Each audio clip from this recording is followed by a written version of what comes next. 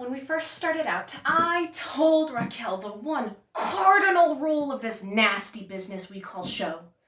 There are 3 T's in entertainment: talent, teeth, and tits. Now, Raquel's only 6, so she's only fully developed in the talent department, but she's doing her best with the rest. Now, I don't want to overstate my case here, nor do I want to whine, but it must be said, it's not easy being a single mother. I mean, especially at my age. I was 19 when I had her. I've no family to speak of to lend a hand in raising her, and as far as being a single mommy, the gentleman in question seemed to think of his role largely in terms of anonymous sperm donation. The silence from that man is deafening, and to be fair, I'm not sure where he is. But what it comes down to is money, right? Drew Barrymore, Lindsay Lohan, Miley Cyrus, all childhood stars who entered the world of entertainment early and effectively gave their consent to a life no child should have to endure. Stephanie is an abusive mother, bound and determined to climb the showbiz ladder on the back of her 6-year-old daughter, Raquel. It seems Stephanie is the one who's willing to sacrifice everything. Can a child ever give their consent to be treated as an adult? Age of Consent by Peter Morris. With some proper discipline and training, I could put Raquel's natural maturity and outgoingness to good use. So I made the decision. I quit my job to focus on Raquel's career. Although, as her agent and manager, it must be said, I'll always be working harder than she does. But you have no idea how energized I am. I am completely happy spending my days teaching Raquel to sing and dance. I finally feel like a mother. With only minimum coaching from me, she's a natural.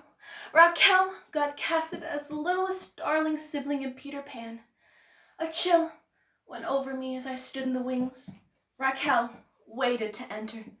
I didn't even smile as I leaned down and whispered, T&T, Raquel.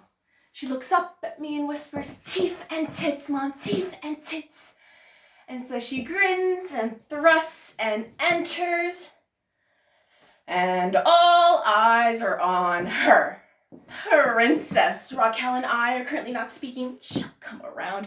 Anticipating their misbehavior is part of the training, so that way when it does occur, you just starve them into submission. I don't know what Princess R had to eat today, but there's no food in the house. I don't feel guilty. Give that girl an inch and she takes a mile. You could say she's spoiled, but if I have spoiled her, it's only because it's part of the training. See, I take Raquel to these places that are too la-di-da for her, so that way she acquires a taste for it, so that then she has to work harder for the rest of her life to satisfy that craving. She'll be a much more eager performer if she has to sing for her supper, essentially. But she's been so gloomy lately, I'd suspect it's overwork, only I maintain a far more punishing schedule than she does. I'm the one who's responsible for every appointment, every meet and greet, every audition that she ruins for us. We get into these little standoffs and it just feeds on itself and gets worse and worse, like today. Today was unforgivable, really. They're changing cast, right? And Les Mis, and you have no idea how hard I fought to get the audition. I coached Raquel into perfect poignancy and everything. I mean, you know the show.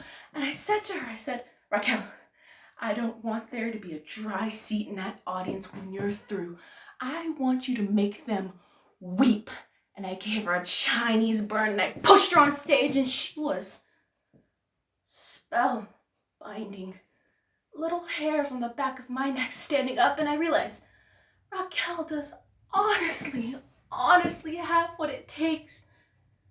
Until the last verse, when she actually started to cry, and it was a nice effect, but then she stopped singing and started crying, Mommy, Mommy, and just evaporated. That magic, it's clearly, she's not a pro. She's only 6, but if she can't do it now, when is she going to do it?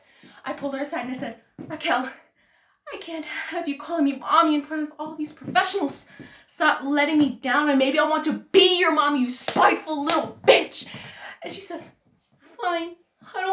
call you mommy anymore. So I slapped her across the face and she fell over. She didn't even cry. Didn't even bat an eyelid. I mean, I am proving she has nerve of steel because she didn't even blink.